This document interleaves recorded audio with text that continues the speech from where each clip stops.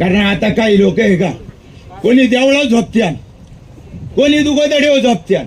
कारण ही टोळी आहे ना, फक्त मोबाईल आहे, तुम्हाला माहिती नाही.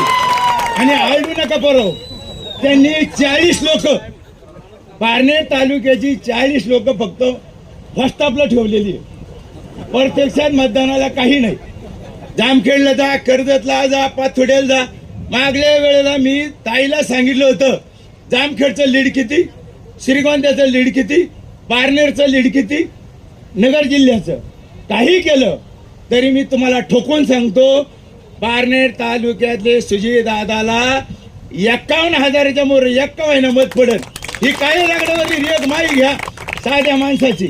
लोक म्हणतात ऊसाचं झालं, अरे कांद्याचं काय, अरे हे लोकांना काही नाही.